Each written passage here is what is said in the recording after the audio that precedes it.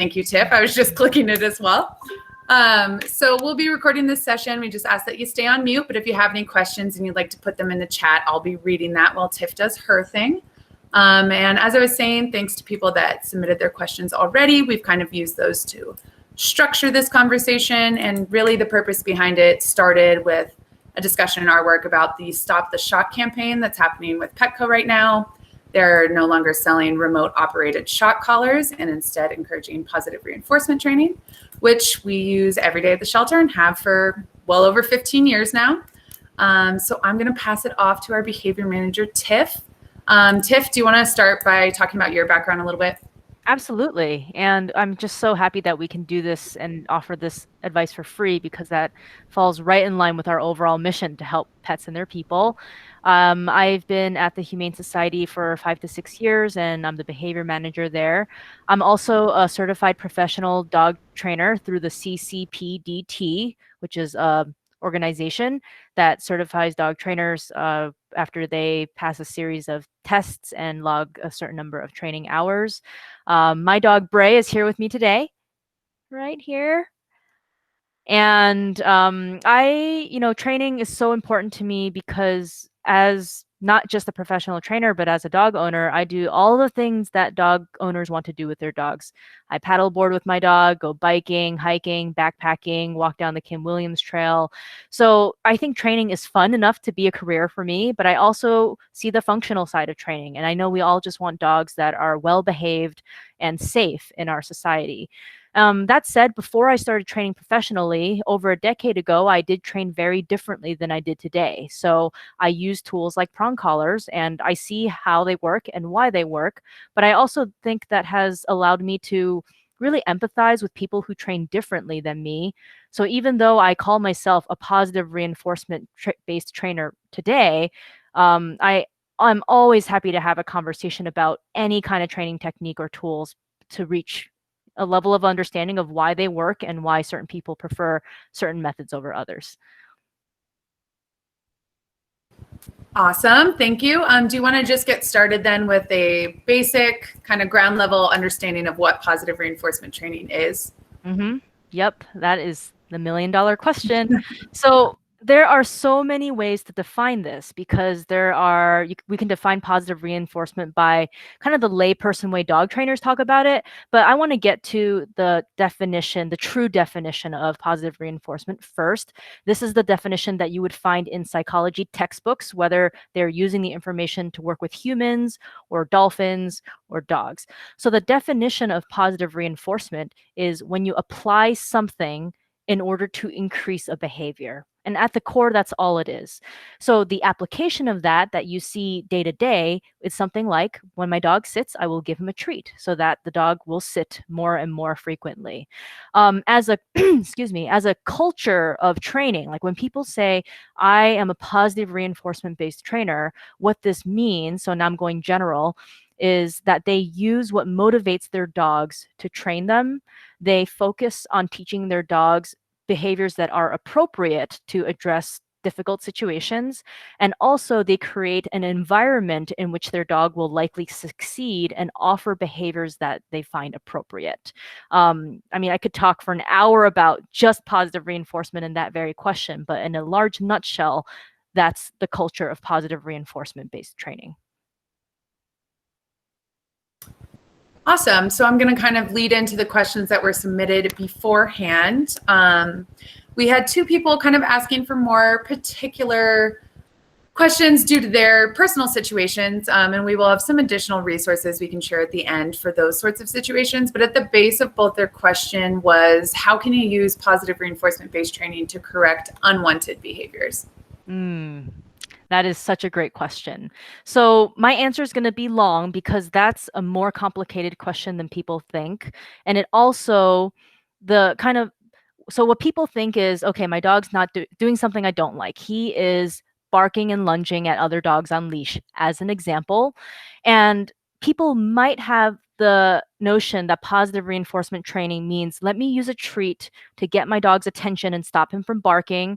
And I would not be surprised if that did not work. And I can go into a whole conversation about why that does not work. But then in that moment where the treats fail and the person is frustrated, their dog is still lunging and barking, they might think, well, positive reinforcement doesn't work. I just tried it and my dog is still lunging and barking.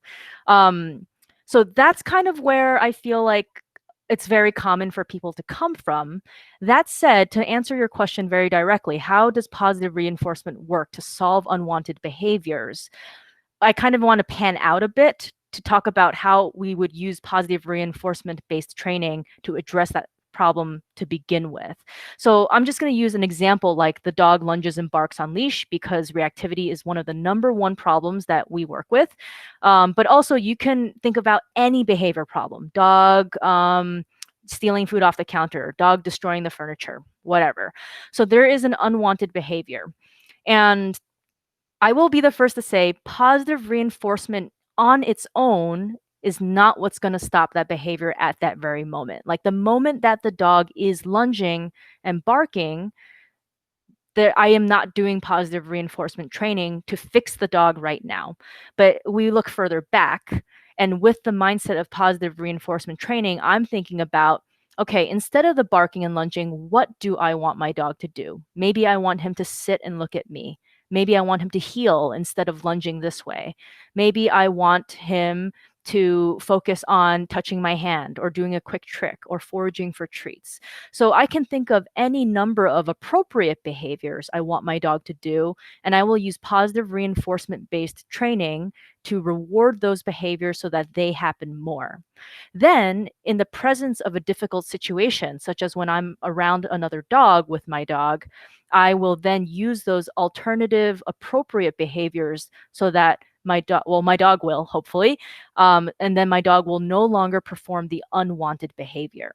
And even that is a simplified version, because we also need to think about things like, in order for my dog to succeed, what distance do I need to start at where my dog doesn't immediately lunge and bark at other dogs?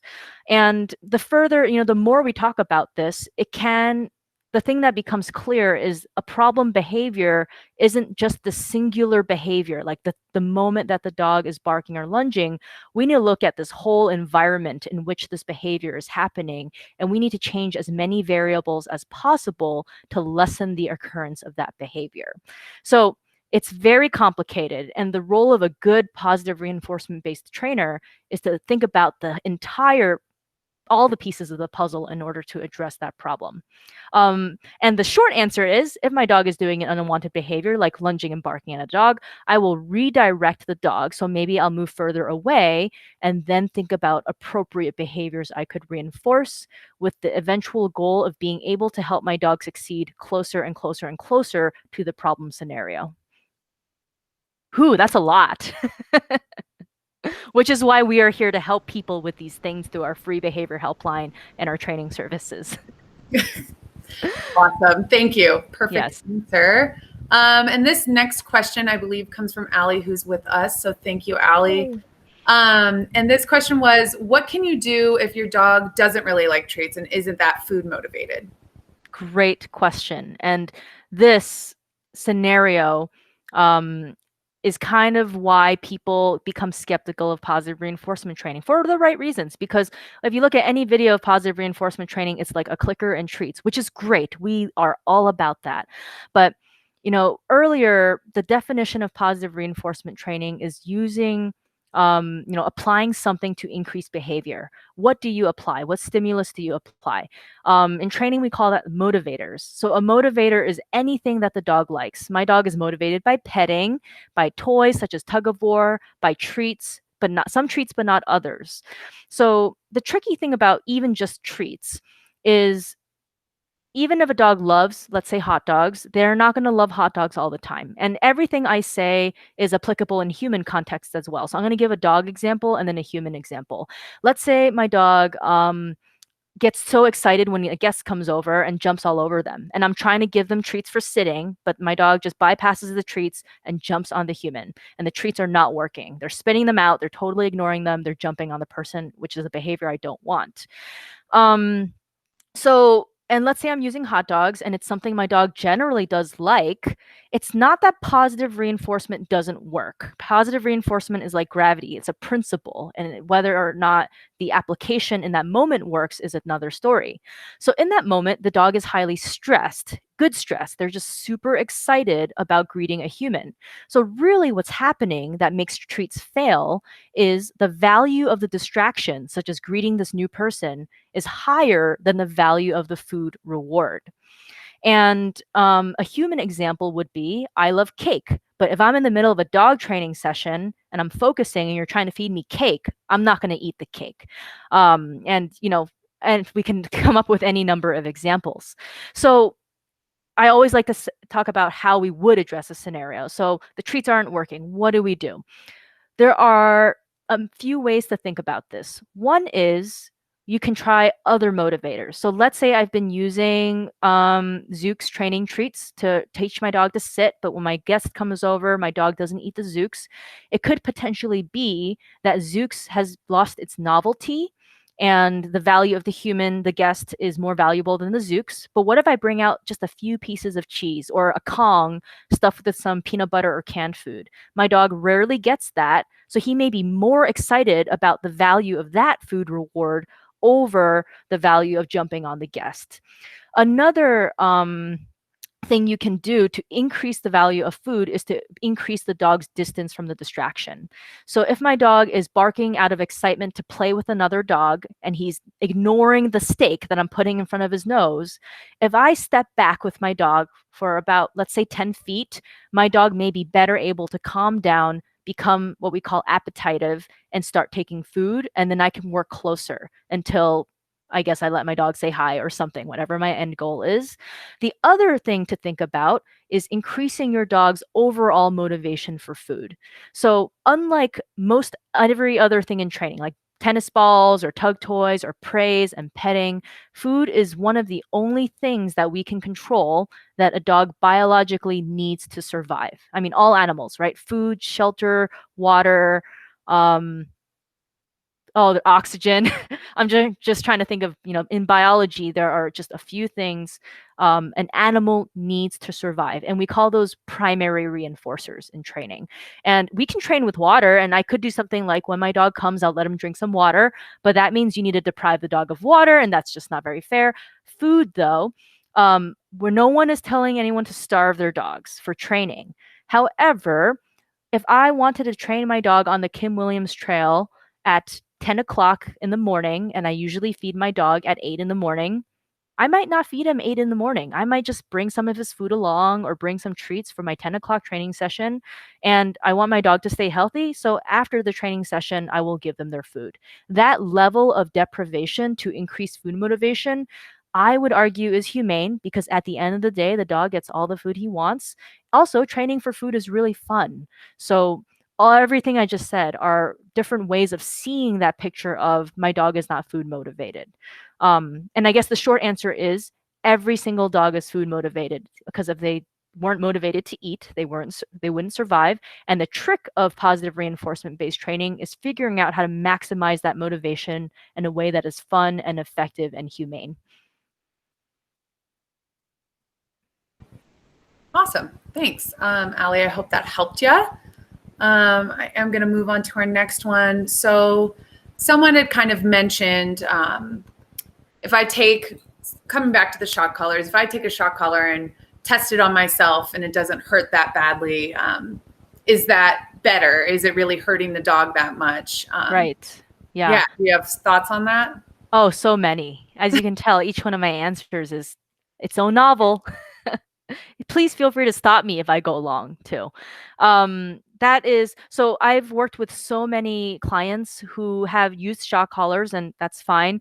And they will say something, almost all of them will say something like, I've used it on myself, or the trainer encouraged me to test it out and it just feels like a tickle, or it was just a little poke and that's it, and it's not hurting my dog. And honestly, that is one of my least favorite arguments for the use of any aversive tool, whether it's a shock collar or a prong collar. This doesn't hurt me, so it doesn't hurt my dog thing. And the reason why it's my least favorite argument is because it's not an honest portrayal of how these tools work for dogs. And we're all just about transparency here. So any learning, whether it's positive reinforcement or punishment-based learning or a quick correction, it doesn't matter how it feels to us. The stimulus, whether it's a treat or a shock or a buzz or a beep, is whatever it is perceived, matters in that we need to think about how the learner perceives that stimulus. So if the shock is just a tickle to me, that doesn't tell me anything about how the dog perceives that stimulus. And to further complicate things about any kind of training, and especially correction-based methods, is remember earlier I said food is great, but how motivated a dog is for food depends on many different scenarios. Like a dog might love cheese in the house and on a walk, but not even eat it because he's focused on the deer and you're putting it in front of his mouth and it doesn't work. So same with punishment.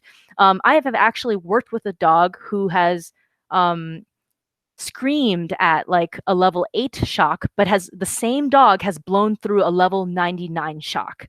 And different shock collars have different levels of stim and all of that. So what happened? The dog, let's say, I can't remember the exact specifics because we don't use shock collars in training, but it was something like, well, first the client came to me because the shock collar was no longer working. The dog was blowing through at the highest level to chase deer, but it had previously worked. So what likely happened was when they applied the shock at, let's say, level 8, the dog was probably in a lower arousal or lower stress state. Let's say the dog sees a deer, he's thinking about chasing, you shock the dog, and he yelps, "Ooh, I don't want to chase the deer because you corrected me at that moment." Great.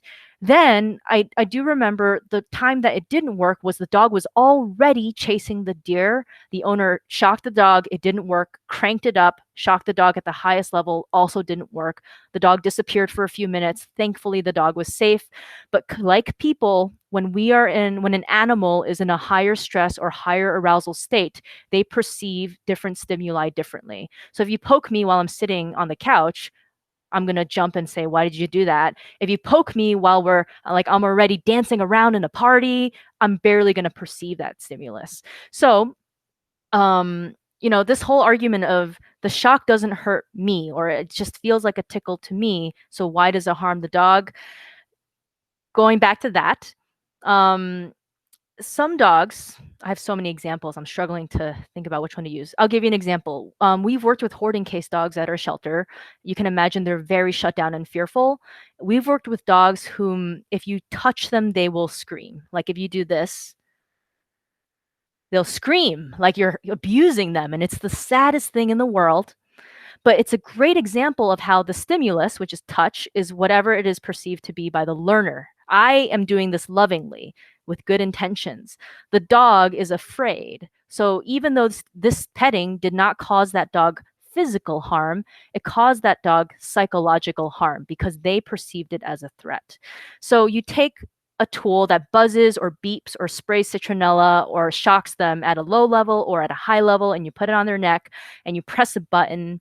Not only do you need to understand the emotional state that dog is in and their stress levels, so they may perceive that, the correction as higher or lower compared to before, you must also know exactly at what level to apply that stimulus in a way that decreases the behavior you don't want without shutting down the animal and causing long-term psychological harm. And it can be done, which is why there is success using these tools too.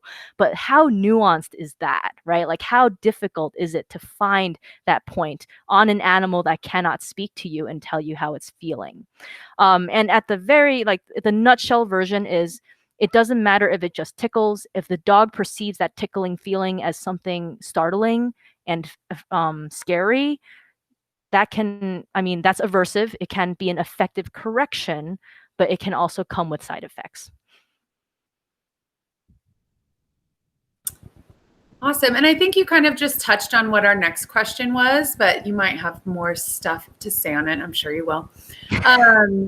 But the question was kind of what you were starting to say. Like, so many people do claim to see success with both methods of training. And so it kind of makes it hard to know what to believe. Do you have much more to say on when it looks like it's working? Absolutely. Oh, I have so much more to say, Katie. Okay, so this is a very complex question because, there are so many people and trainers out there who use so many different tools. And I'm sure every single person and trainer has seen success on some level. And at our shelter and in my personal training, we believe in science-based approaches. So it doesn't mean that shock collars never work or that punishment never works. As a principle, punishment absolutely works. Positive reinforcement is a principle like gravity. Punishment is a principle like gravity. It doesn't fail. How we apply it may or may not fail. So I think maybe the easiest way for me to give the big picture would be to draw some things on a piece of paper. So I'm going to pull out a piece of paper that I had just in case. And I'm not going to go too deep into it because it becomes psychology at some point. But I'm just going to write a few words down.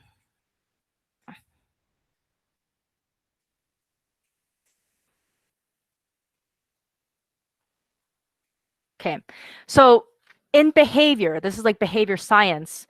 They call it the ABCs of behavior: antecedent, behavior, consequence. So an example of these two are really easy. Behavior, the dog sits, you get a treat.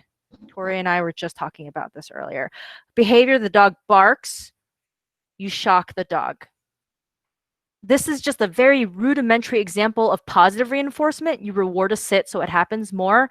And positive punishment, such as a shock collar, the dog barks, you shock it, theoretically it barks less.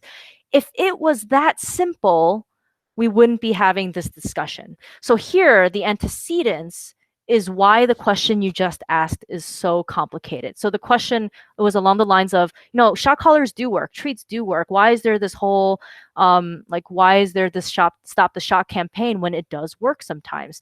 And so antecedents is everything that happens before a behavior that affects behavior. For example, there's a thing called motivating operations. I'm not going to write that whole word out, but I'm just going to write MO. And this is the dog hungry? What is that dog's pain tolerance? Has that dog had enough exercise? Like, what kinds of factors can we address before we get into training? That also takes into account things like cues, like the word sit or the appearance of a shock collar. It also takes into account environment, like, are we outdoors or indoors?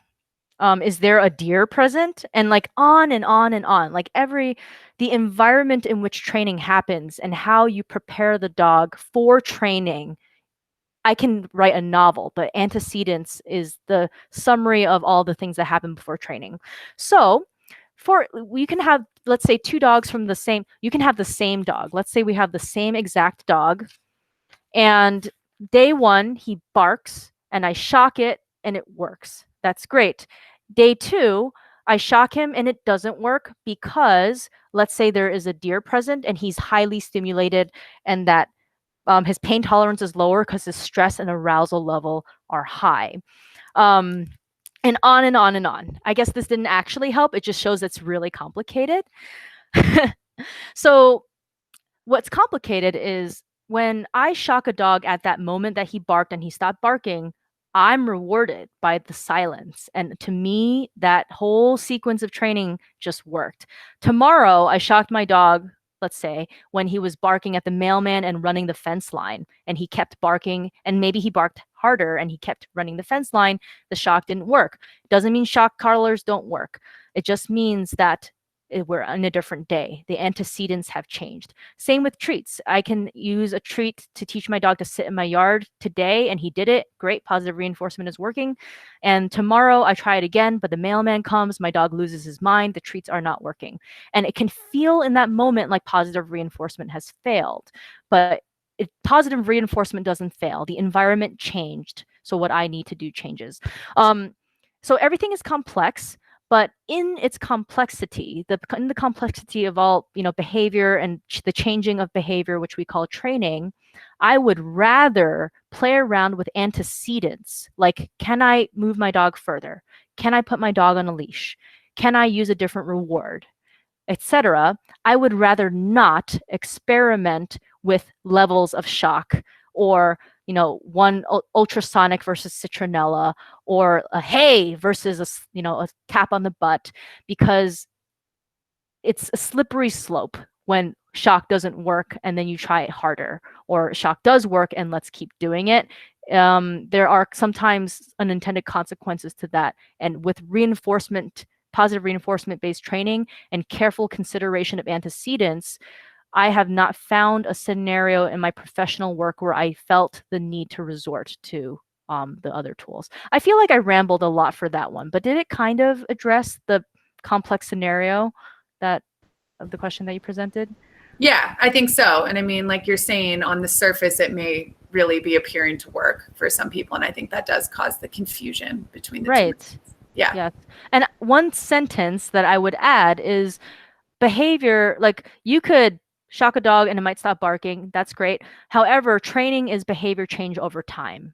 So if you need to shock the dog tomorrow because it barked, and like for the next 30 days, you need to be ready with that button because your dog is still barking, it's not training. You're stopping the behavior, but at the moment, but the barking is still continuing. There's a problem with that. Awesome. So kind of the next question, and these are flowing very well because you kind of touched on in the last one as well. But with this Stop the Shock campaign, Petco is no longer selling remote operated shock collars, which is definitely a step in the right direction.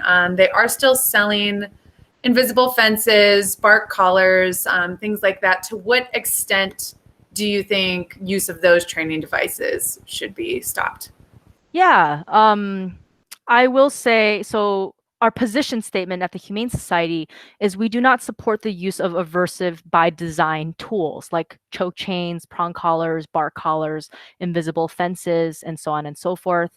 And hopefully based on everything else I've said, I want to make it clear that I understand why people use those things, and they do work because punishment does work in circumstances. That said, I um I mean, I personally don't use those tools, and I will not recommend those to clients simply because of all the nuances I just talked about and the risks. I didn't talk about the risks per se, but there are risks to using aversive training methods. One thing that I would love to see, because if Petco or anyone came out tomorrow and said, "Hey, we're going to ban all corrective tools," I'm sure everyone would be rightfully upset, because how are they going to walk their 100-pound dog that's dragging them down the street but wearing a prong collar that makes it okay, or whatever. So I think if there is ever a movement to move those tools out of circulation, and they are banned in certain countries, there also needs to be a very open discussion about alternatives and resources for owners so they can still have safe, happy lives with their dogs. That said, I do wish that there was a little more transparency and honesty behind the whole use of certain tools. And one example that comes to my mind right off the bat is invisible fences. So on the surface, it seems like a great answer. You don't need to put up a physical fence. It's arguably affordable to contain a dog when you can't afford a physical fence. And your dog gets to run free in the yard and not need to be contained in a crate or in your house. Totally understandable. But did you know that there was a study done like in 2017 or something like that? I don't know the names. Anyone who watches this now or during the recording, if you want specifics, just email me and I will get you the actual study. But there was a study done where this researcher surveyed like 900 something pet owners. And the study was on the efficacy of different containment systems. So privacy fence, chain link fence, invisible fence.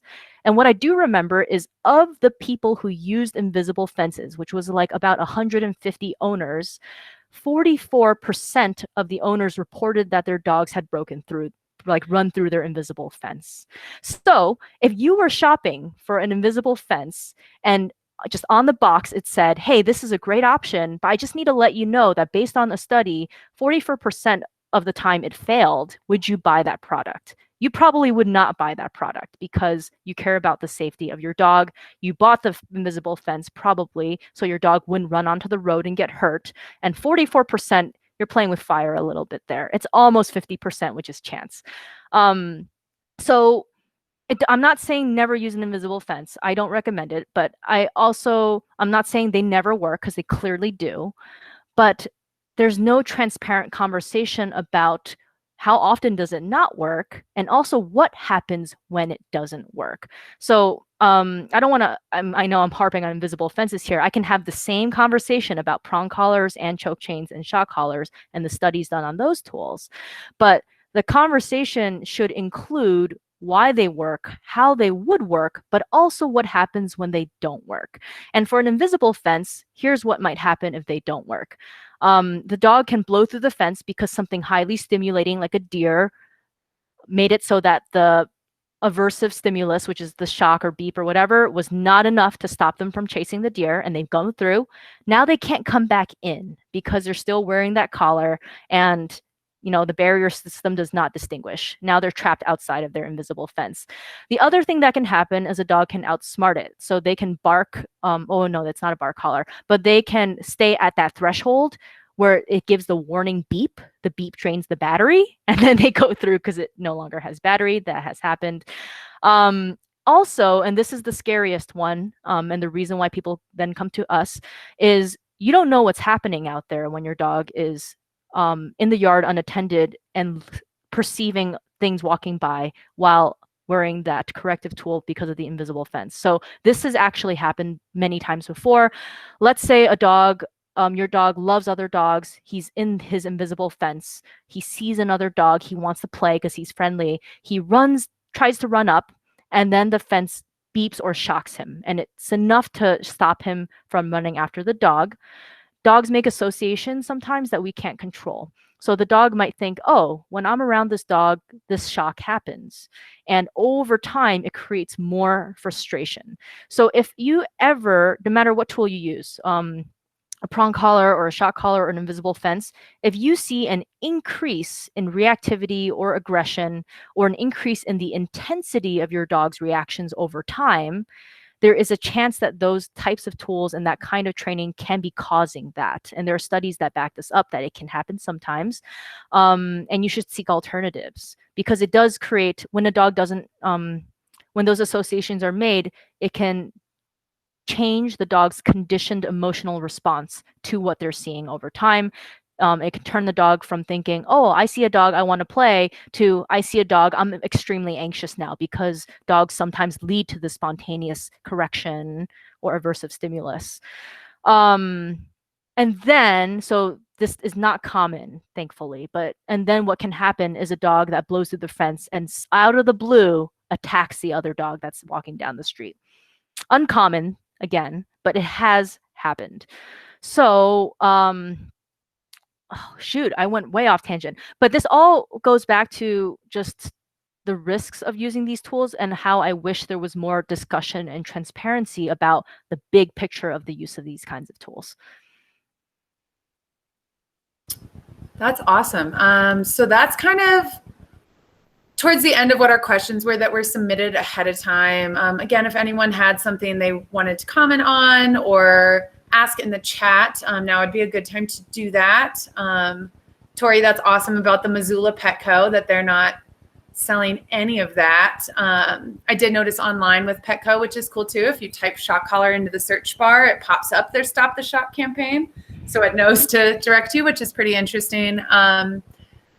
Tiff, we had kind of talked about this earlier last week.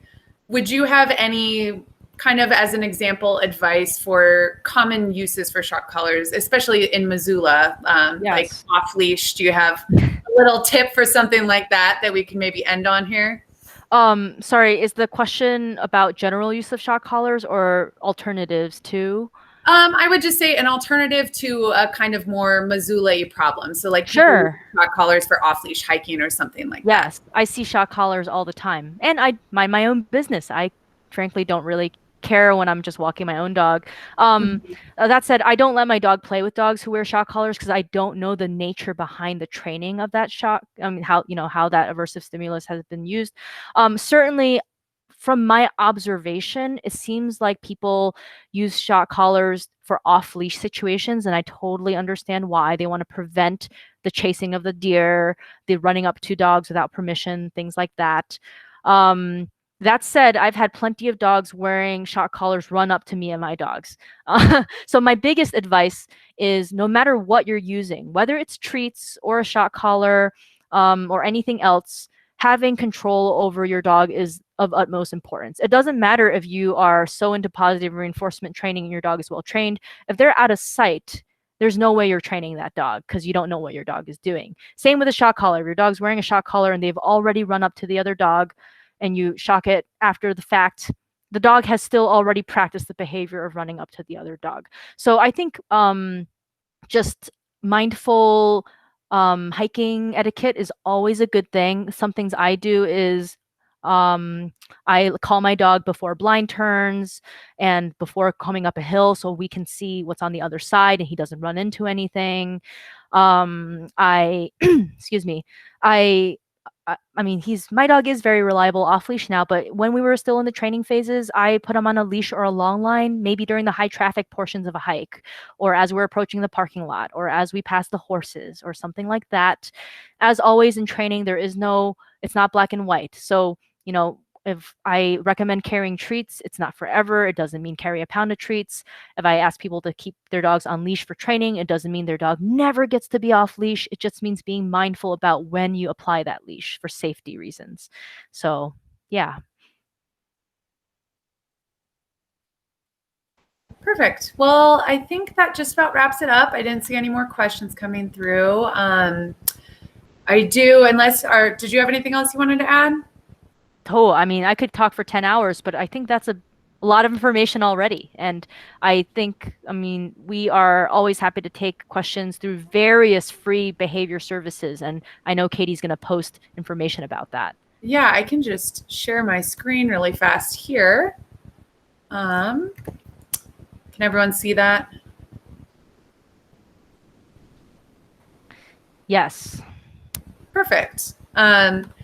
Yeah, so thank you, Tiff, for taking the time to talk about that today. I really appreciate it. And I'll just leave this up on the screen. And thanks to everyone that hopped in here and listened with us today. And yeah, did you have anything else? No. Perfect. I'm always happy to have conversations. All right, fantastic. I think we can stop our recording now.